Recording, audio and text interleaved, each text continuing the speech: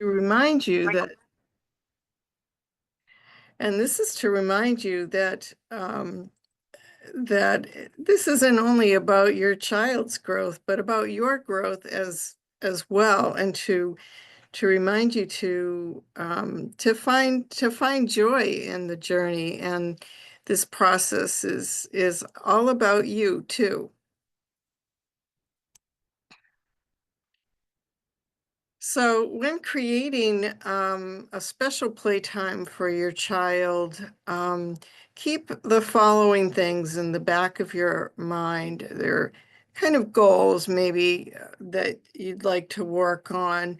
Uh, it's not a direct goal, but something you just kind of want to keep in the back of your mind. What are the kinds of things you'd like to work on with your child?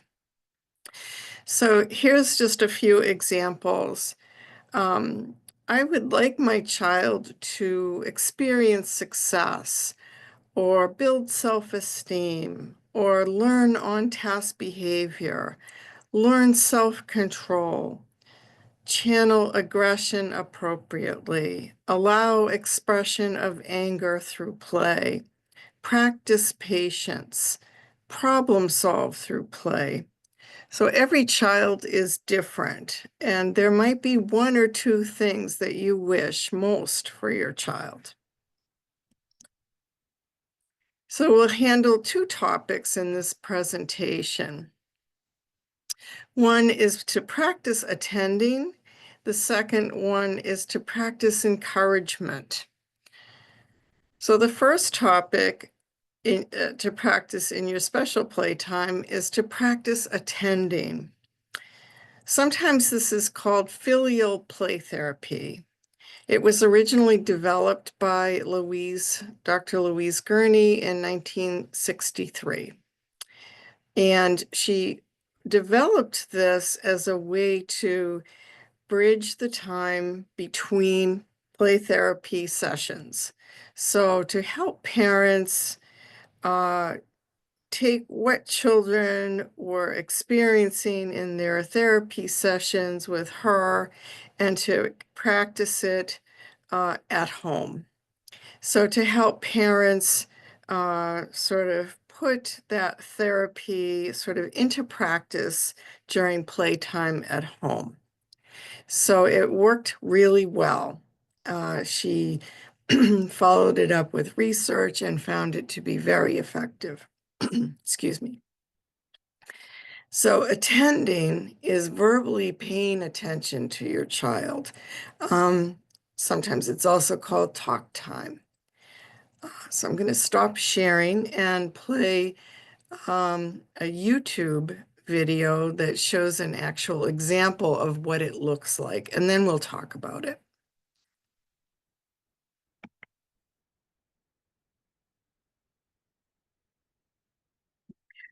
So I think Natalie is going to show that for us now.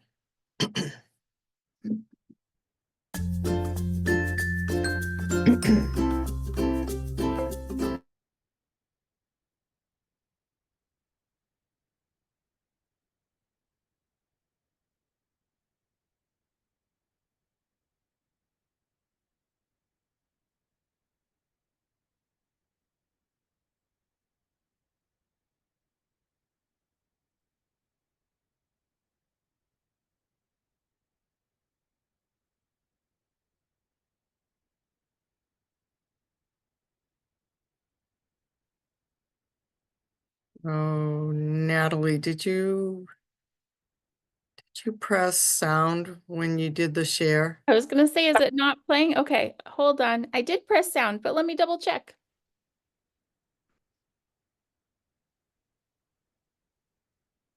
All right.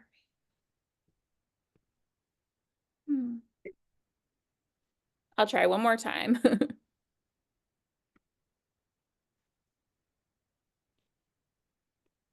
Sorry.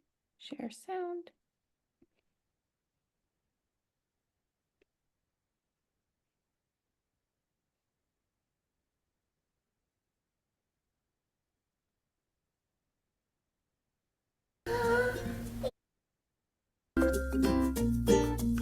that working now?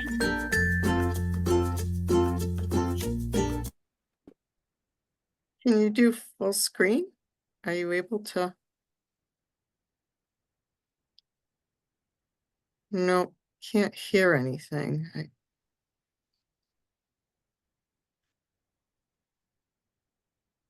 Hmm.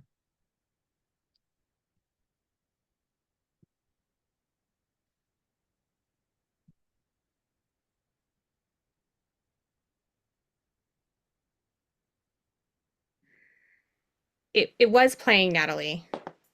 Okay. And I was wondering if I think when I made it full screen, it actually might have made the audio stop. So I might just Okay. do it this way if that works. Sorry, folks. Sure. That works.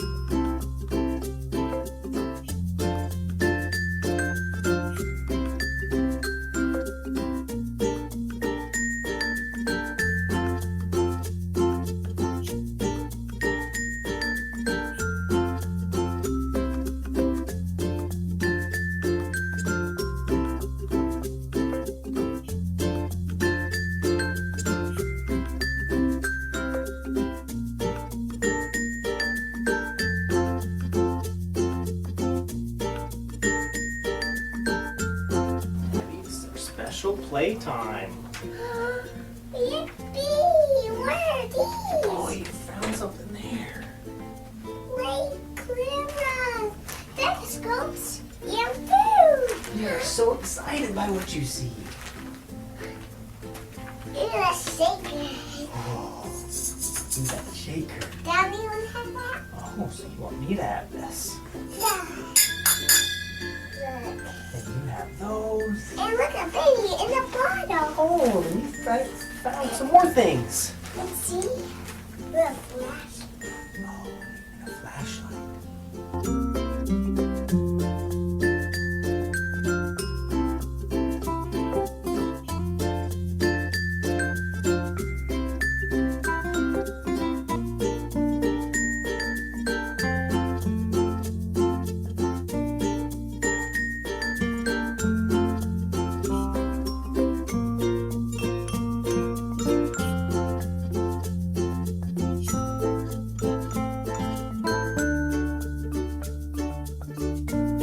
Let's find out.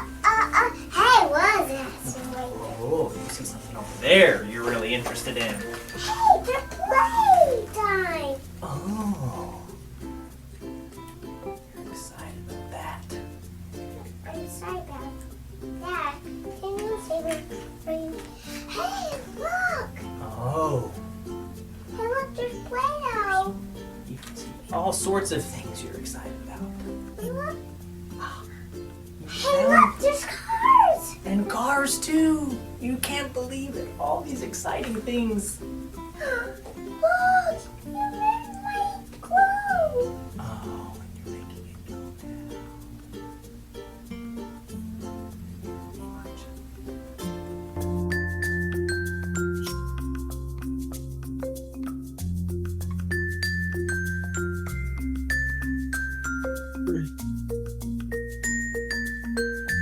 Hey, the red's not coming out. Oh, you're surprised.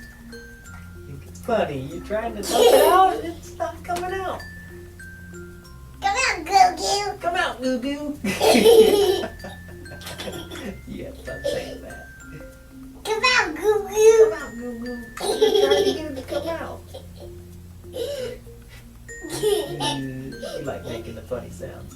Get out, Goo Goo. Get out of Goo Goo!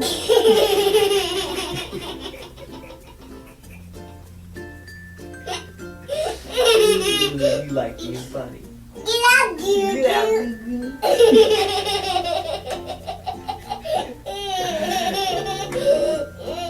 You're laughing.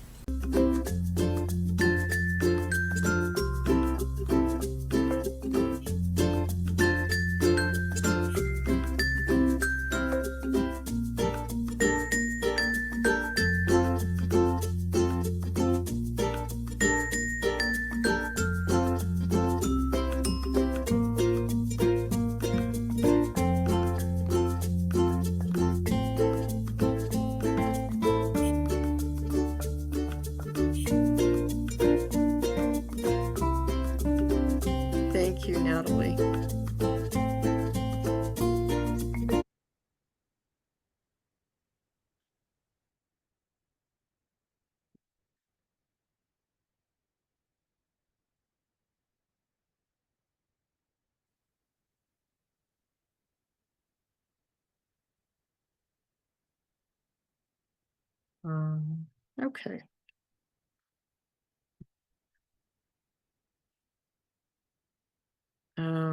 Okay, so to the next screen. So attending is a powerful tool you can use to help your child behave in positive ways. Children do things to get attention from their important people. And when you pay attention to your child for being good and give them more attention for being good than for misbehaving, your child will engage in more of the good behavior. So attending then really teaches your child what you want him or her to do. The more specific you are with your attending, the better your child will learn to do the things you want him or her to do. But sometimes it's not so easy to do. So how to attend to your child? First, set aside a special time of the day for this. It doesn't have to be every day, but maybe you want to pick a regular time every week. You will need about 30 minutes, and you call this time your special playtime. Set a beginning and end time and let your child know what that is with a timer or a clock if they're able to read time. Tell your child that this is your special playtime and this is your time together for this special time. Sit down with your child and relax and watch him or her play. And then you begin to occasionally describe what he or she is doing out loud, something like a narrator or a sportscaster. So, for example, if your child is coloring, you might say, "You chose a blue crayon," or "You're coloring the sky blue. Now you chose a yellow crayon. You're coloring flowers yellow. You're staying in the lines, coloring the flower." So the do's and don'ts skills for special playtime. Do describe appropriate behavior. So this allows the child to lead. It shows the child you're interested. It teaches concepts, models speech, holds the child's attention, organizes the child's thoughts about play. For example, "That's a red block. You're making a tower. You drew a smiling face. The cowboy looks happy." Do reflect appropriate talk. So you don't control the conversation. You show the child you're really listening. You demonstrate acceptance and understanding. It improves the child's speech and it increases verbal communication. For example, the child might say, "I made a star." The caregiver says, "Yes, you made a star." The child will say, "The camel has bumps on top." The caregiver would say, "It has 2 bumps on its back." The child might, "I like to play with this castle." The caregiver would say, "This is a fun castle to play with." Do imitate appropriate play. So this lets the child lead. It approves the child's choice of play, shows the child you are involved, shows the child how to play with others, and it forms that basis of taking turns. So examples might be, the child says, "I'm putting baby to bed." And the caregiver says, "I'll put sister to bed too." And the child might say, "I'm making a sun in the sky," if they're coloring.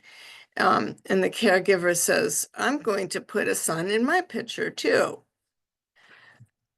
Do notice appropriate behavior. So this will cause the behavior to increase.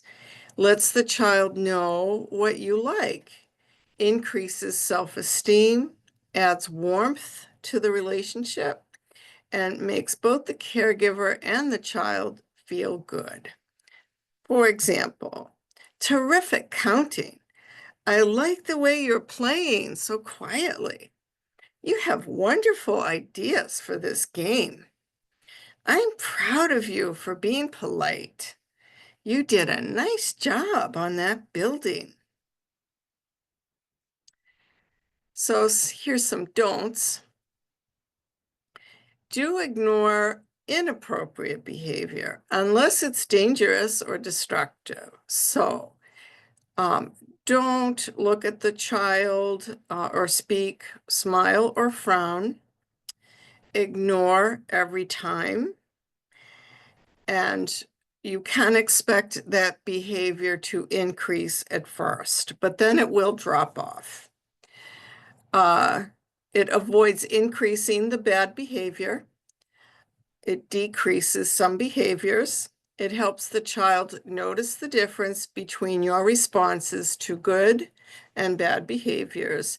And I say good and bad, but it's really more like the behaviors you want to see more of, behaviors you don't want to see more of. And some examples, the child might sass the parent and then go pick up the toy. So then the caregiver would ignore the sass and then notice the child picking up the toy. So let's say the child hits the parent. So the caregiver stops the game because that can't be ignored because hitting's not allowed. And then game time is over. So we can't reward hitting with more attention. So that stops. All right. So during playtime, don't give commands because that doesn't allow the child to lead. It can cause unpleasantness, and you can teach child obedience at another time outside of the special playtime. So some example of an indirect command, will you hand me the paper? Or could you tell me the alphabet? A direct command might be, look at this, please tie your shoe, come here. And don't ask questions. This could lead the conversation rather than following. Many are commands or require an answer, and many seem like you aren't listening or disagree with the child. For example, that's a blue one, right? Or what color is this? Are you having fun? You want to play with the wastebasket? Oh, okay. And lastly, don't criticize. That does not work to decrease bad behaviors. It often increases the criticized behavior. It may lower the child's self-esteem, and it does create an unpleasant interaction. Some examples. You're being naughty. I don't like it when you talk back. Don't scribble on your paper. No, honey, that's not right. That design is ugly. So, topic 2, building self-confidence and raising confident children. All right, topic 2, encouraging. Encouraging is building confidence by focusing on their effort. So I will stop sharing here and Natalie will play our second YouTube video. Natalie, you're Yeah, up. I'm here. I just wanted to pop on and make sure you knew I was doing the go. Share.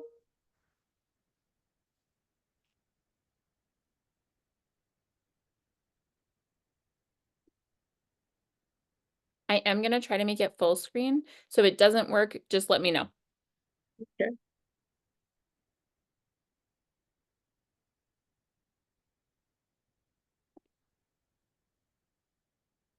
Hi, I'm Dr. Audrey Robinson, play therapist for Mesquite ISD. Today, I want to talk about how to help our children's inner world to thrive.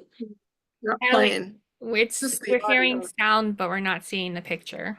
Yeah, I Yeah. think when I make it full screen, it just, for some reason, it says that my sharing isn't working. So hold on. Okay. Here we go.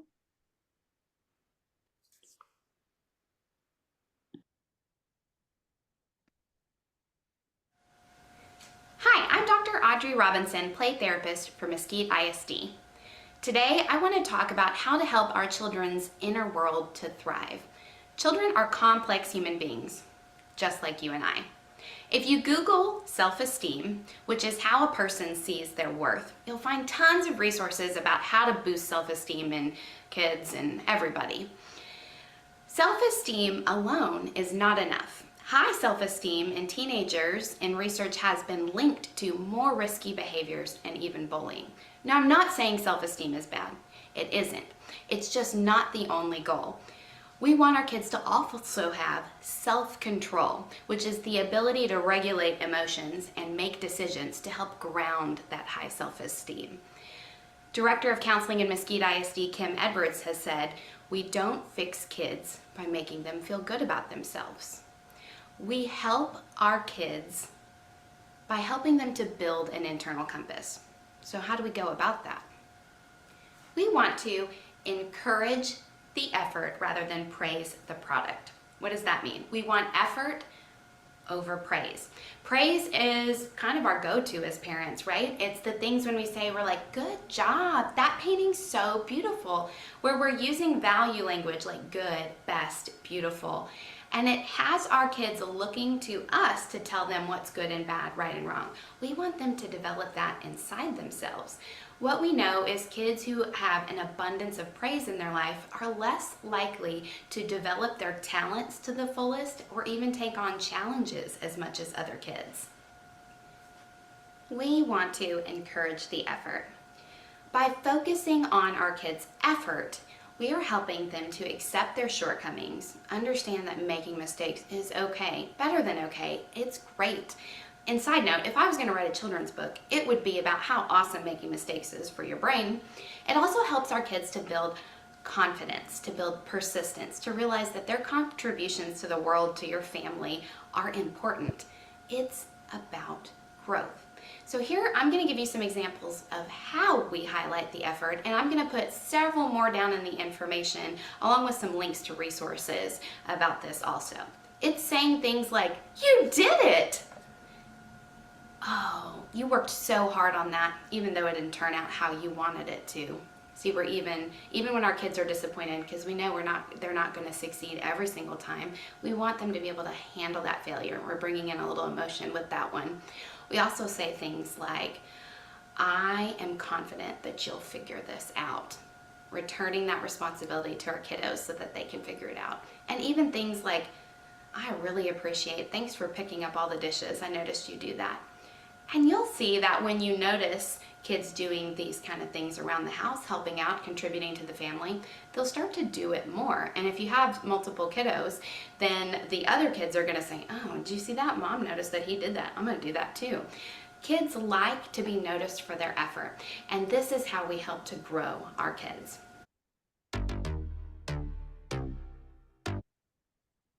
Is there still more of the video? So should I look? That's it. Thank you. Okay. That's it.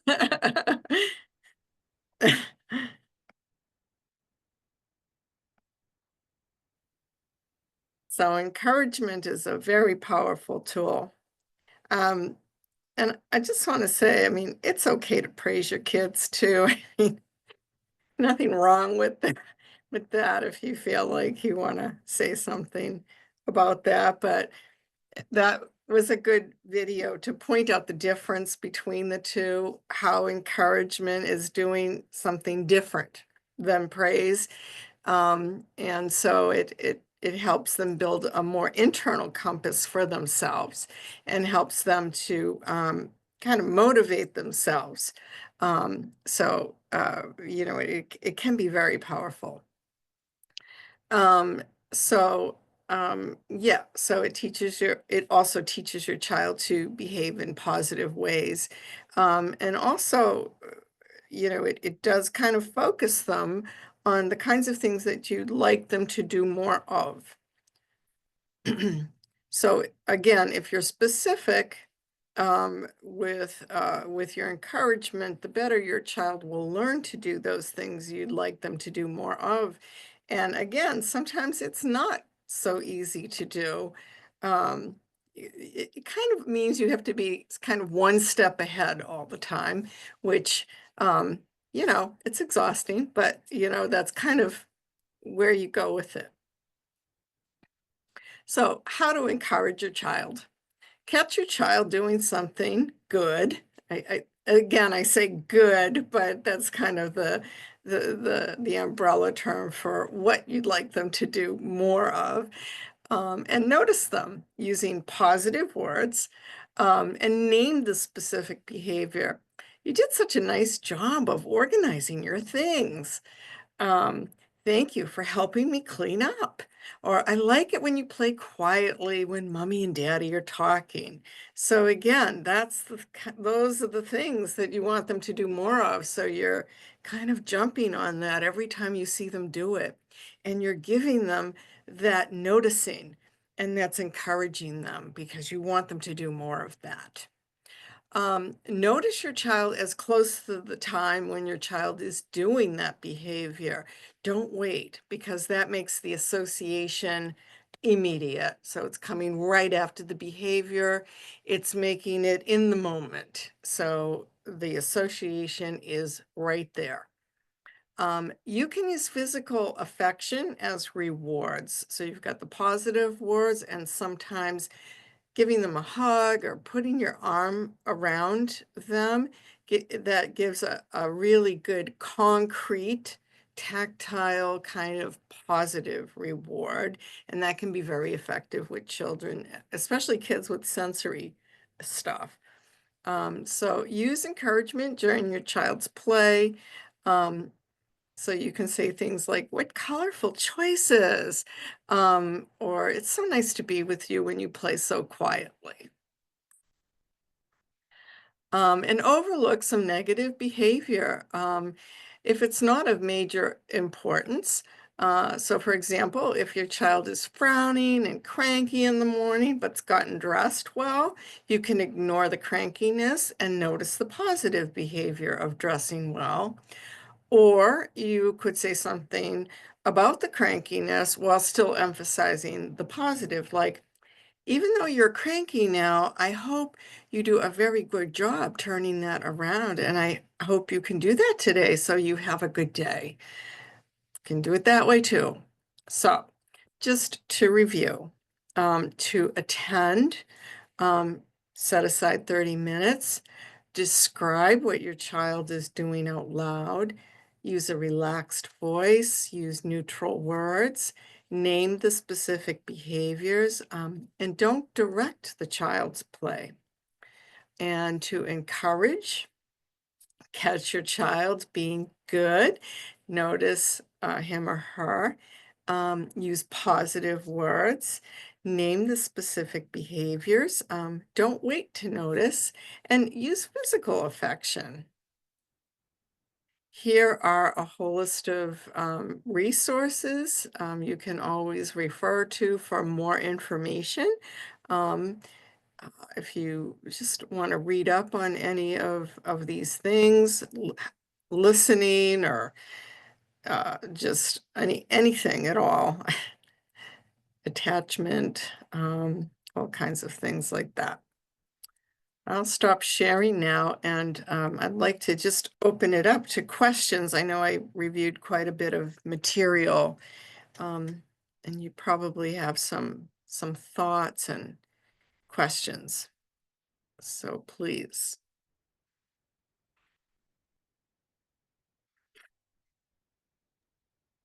All right, Rita. While you guys are coming up with questions or putting questions, you can ask out loud or you can put it in the chat. As Therese noted, if you do ask out loud, it does become part of the recording. So if you don't want to be on video, just put it in the chat. Otherwise, you won't be seen on screen. But while you guys are coming up with your questions, I have a question. So mine might be a little bit outside of kind of what you're talking about. So forgive me if it is. My child is 10, and I felt a little called out when you mentioned ignoring sassy behavior. So our play has shifted a little bit that we're both crafters and we'll be like sitting on the couch next to each other crafting, and then all of a sudden she'll speak to me and it will like we'll be having a perfectly pleasant time, and then she speaks to me in a way that is like less than pleasant. And so I guess I'm curious, would you also, because everything else is going relatively well, like would you also lump that in with like just a behavior that I would ignore and like not mention anything about, or do you have other guidance related to that? Well, that's a great question, Natalie. So if the two of you seem to be having a good time, I mean, 10 years old, that's a developmental stage. So you have a lot of cognitive ability there and good verbal ability. I might just take a very open and curious, stand there. So there's a really good book. I think I have it on my list. I don't know if you send out that resource list, I but plan on sending it out. Yeah. great. Yeah. It's How to Talk So Kids Will Listen, How to Listen So Kids Will Talk, where you kind of reflect back to your child. The parent is more like a mirror. And so you can reflect back to your child what they're giving you. So give me an example, for example, of something, it doesn't have to be exactly what she said, but Oh, give me that's such a good question. I was trying to think of like how, and I think that that's part of the tricky part is like she'll say something and it's more in like her tone, right? And then yeah, when I mention it, then she's like, "What? I'm not mad." Right? yeah, Like, so I'm yeah. trying to think, just like a recent one was like, "Why would you ask me?" Mm. So you asked her something and she's saying, "Why would you ask me?"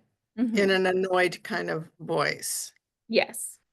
So then you might just reflect that back to her. You're wondering why I would ask you that, Mm. and see what she gives you back. Because Okay. sometimes they just need to hear what they're giving you. So you could try that and see what they give you back. So sometimes Okay. that's a good way to get things going when you're just reflecting back what they're giving you. And they'll give you some more. And that's usually what happens. What do you mean? Da da da da da. And so that's usually how that will go. Yeah, And obviously I haven't gotten to test it yet, but that sounds a lot more effective than just saying, "Hey, like your tone was off," because then how do I even describe that back to her, right? So yeah, so that sounds really useful. Thank yeah. you. I think that, with any kid, often when we become a mirror to whatever they give us, it allows them to be seen, or to feel seen and to feel heard. And that's kind of the idea of even what you're doing with the special playtime. It's really a reflection of what's happening. So the child is feeling validated in a way. So a lot of times what the conversation will go like, is, you know, the child, it might not be about what's going on with you, but it might be like, "Oh, so and so said da da da da da da da da da today," and you say, "Oh my gosh, so and so said such and such to you today." It's a reflection, right? Mhm. And then they'll say, "Yeah, and you know what else? She also did da da da da da da da da. Oh, and she also did da da da da da da." Yeah, and I'm just so fed up. I'm annoyed. I'm so done. So every time you reflect, you give her a mirror to let her feel heard, to feel listened to, and it gives her a chance to hear and herself really, to validate herself. And she can just keep going. It keeps coming out and till she's done. And she'd be like, "Oh, thanks, Mom. You're the best. Really, I'm good now." She walks away and you're like, I, I didn't do anything really, but that's usually how it goes. They just keep going until they're done. And Mhm. they feel like I got the best mom in the world. She gets me, But that's usually what it is because because I'm thinking you're sitting there crafting and something's going on in her mind. She's having some kind of irritated conversation with herself, but she's not getting it out. Mhm. And it might not be even at you. It might be some irritation with someone at school or with homework or a teacher. You don't even know, but she's not getting it out. So, you wonder da da da da da about, why you have, whatever. Mhm. And just give her that opportunity to just express it. And I Yeah. guarantee you So I'm more is supposed to see her instead of getting offended. Is that what I'm hearing you say, Rita? because it might not even be about you. And even if it is, so what? Kids get angry and they'll get angry with you. But that's okay. Let them have their anger. Let them have their disappointment. It's okay, right? Let them have their feelings, even if they're not great feelings. It's okay because they can have all their feelings, right? And it's okay. It really is because you know what? They always love you. They're always going to come back to you. They love you forever, and you will love them forever. Feelings are just these things that we have that allow us to adjust to our environment. You're the safe person. You'll always be the safe person, but it doesn't have anything really to do with you, right? It's all about learning to have your feelings and still be okay. That's really what it's about. Does that make sense? Oh, absolutely. That was great. Thank you. That was such Yeah, a yeah. wonderfully in-depth answer. Nobody else, Amy said thank you so much that she doesn't have any questions, but yeah, if anybody else has any questions, please feel free to ask. I don't have anything else for you at the moment, Rita. Thank you. It's a good question. I have a question. How, and I think maybe I should take some tips from Natalie. I'm not technically a crafter though. Um, it's really easy to engage with my youngest, who's 7. She really loves pretend play and would have you do pretend play with her all the time. But as my 11-year-old is getting older, she's becoming a preteen. She's definitely a little sassier, as Natalie mentions. How do I keep the play connection with her? We play family board games, but she likes her downtime. She likes her drawing.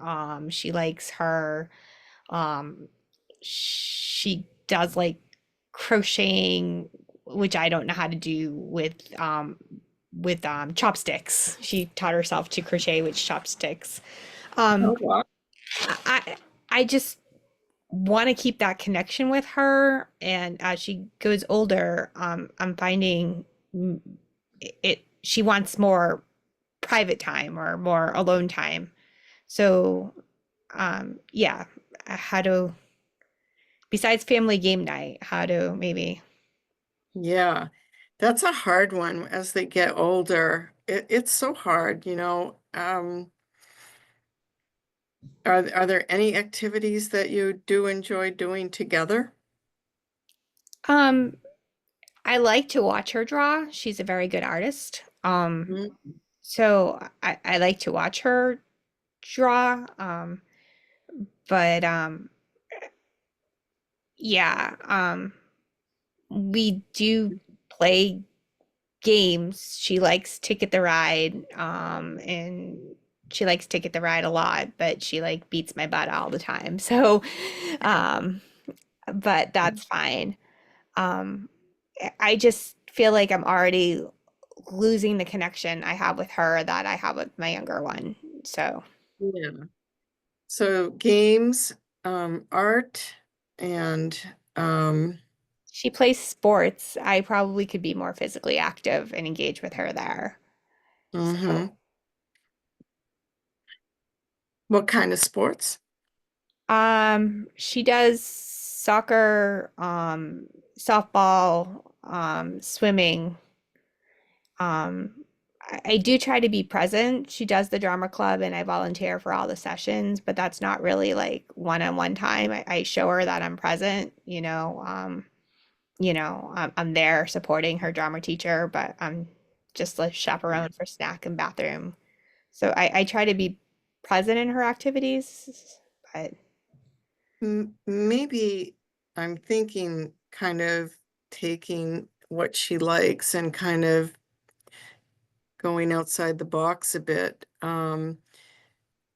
Since she likes to draw, maybe going to museums together or doing art classes together. I know a lot, I know the Danforth has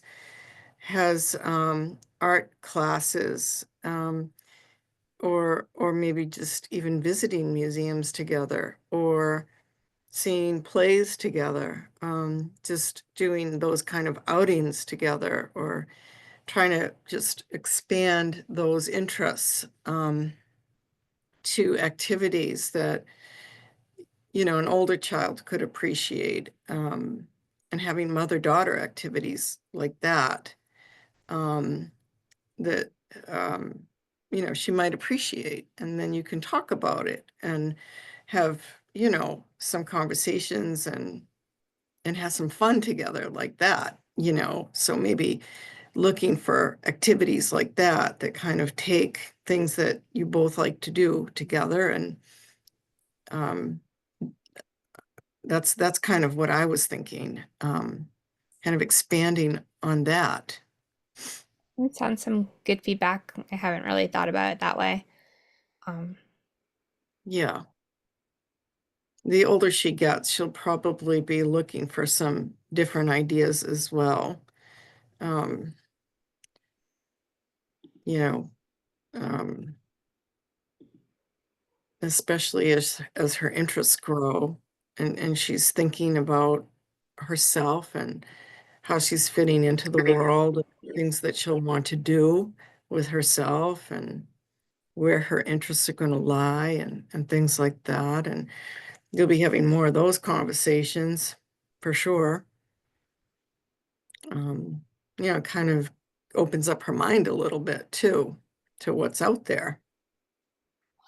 I appreciate that feedback. I'm just, again, playing with my youngest is easy. She Oh, loves yeah.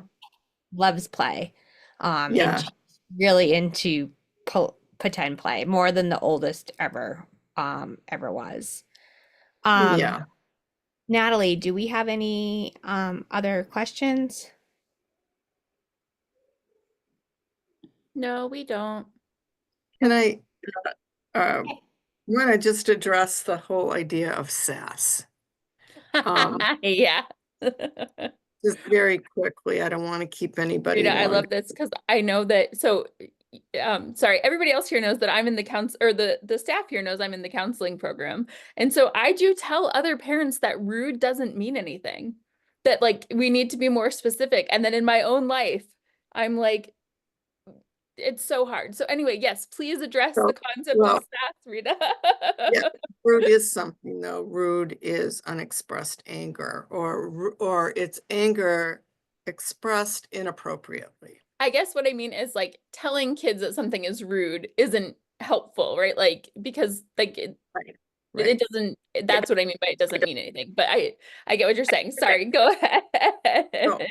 so yeah, so your daughter or anybody, you know, they don't want to hear that, you know, I'm hearing anger right now, because you know, I'm a therapist. I'm hearing anger right now, and they don't want to hear that, right? They don't want to hear that they're sounding angry to you, right? And I will say to them, I'm hearing anger. It's this sounds like anger to me, you know, and they don't like, nobody likes to say that they're sounding angry or hear that. So the way to reduce that is to teach kids or anybody about anger and how to express it. So to teach them, you know, what I do with kids is at a very early point, you know, all of the feeling words, first of all. So all the words for anger. Thank you, Marielle. I appreciate it. So frustration, annoyance, all of those words and what the difference is between all of them, because there is a difference, and when to use them, right? So it's important to say them. So if you are feeling annoyed or frustrated or irritated, you know, say it. Say that you are, and it's okay to say it. It's okay. Nobody's gonna be upset if you say that you're angry. I'd rather hear you say, I'm angry, than to have you be rude with your words or to say words that are hurtful. That's a better thing to do. And I normalize it that way. So it's better to say I'm angry than to hurt somebody's feelings or hurt somebody physically for sure, or to break property. Those things are not good to do. Right? So you know, it's kind of learning angry words. And then if they want to go deeper, what we do is we learn more about anger. What is anger really? Anger is usually when we have a lot of negative feelings that have built up, right? Anger is the overwhelm. It's when we get to the point where we really need to protect ourselves. We're so overwhelmed with our negative feelings, whatever they are.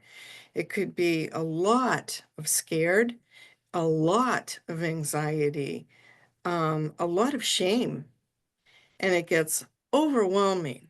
It's like the volcano that it finally explodes, right? So our coping skills help us to not have that volcano erupt.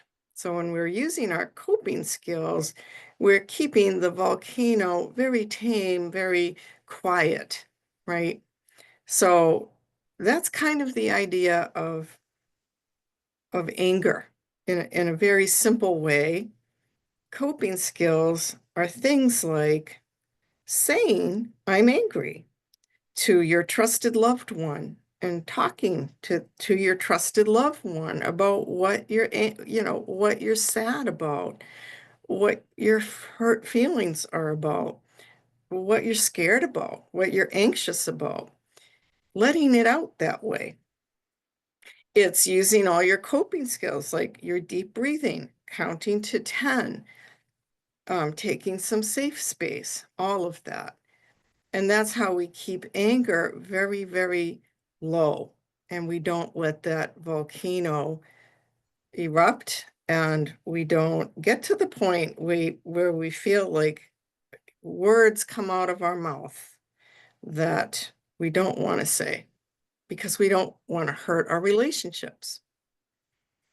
That's not what we want to do. We want to always stay in full self-control all the time. That's kind of what I go through with the kids. You know, So we kind of start with just naming feelings. That's kind of where we start. But then we'll end up going all the way through to the volcano. So anyway, I hope that helps. That's great. Thank you. Yeah, you're welcome. Okay, well, Rita, first I want to thank you for your presentation tonight. It was so kind of you to do it. Natalie's going to be sending an email out to you guys. It will have the replay of this recording. It will also have some resources that that Rita shared with us that will come out. Feel free to share the recording with other people. I just want to take a minute to remind you of our upcoming events. Links to the registration will again be put in chat. We have a great caregiver support group, which Natalie runs. It's every couple of weeks on Wednesday. It's drop in. You can come as you come. So the first 2 sessions for the spring semester have happened, but people can come as you come, talk to other parents about some of the stuff you're going through. We also have a promoting student resiliency 3-part series coming up. It's designed for educators, but it's open to caregivers. It's going to talk about how to use mindfulness techniques with children. It's designed for educators, but you could take the information and craft it one-on-one to your child.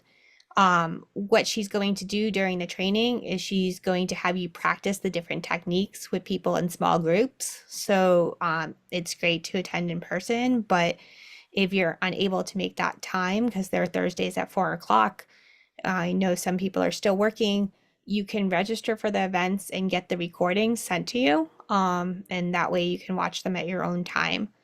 And also, I want to thank everyone for taking the time to join us tonight. Your participations in these events is how we make changes in our communities and serve young people who rely on our care to the best of our abilities. We recognize your dedication to your family and yourself. We can't make a positive impact without you. So I want you to thank you for being here. And again, if you are able to, if you found this beneficial, if you consider donating $5, $10 to our fundraiser campaign, we're just doing this campaign to try to keep our programming. So far in the 5 years the center has been running, none of our programming has cost our families or educators money. And we'd like to keep it that way. So as we celebrate our 5 years, we're trying to raise money so that we can continue to keep our programming and expand our programming. If we get money from the community, we'll be able to expand and offer more webinars and more professional development for teachers.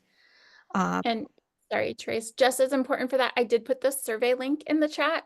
And so even if you cannot donate, taking a few minutes to fill out the survey really makes a difference, because that's also what allows us to, one, know what to offer, and then also to apply for grants, because we're able to show them, you know, the difference that we make when folks fill out those surveys. So we do find that people we tend to get more responses if people take a moment kind of like right after the event to fill it out. So if you have a few minutes before you kind of log off for the night, we'd really appreciate it if you fill out that survey. And that link is in the chat. Again, grants go by data and information, and this has been brought to you by the Sudbury Foundation grant that we got this year. And that is why we're able to keep this programming free. So getting that feedback is very important to us. And again, thank you everyone for coming this evening. And if you have any questions, you can always reach out to us at the Chris Walsh Center at framingham.edu. And we're here to support you in any way we can. Thank you and good night. Thank you.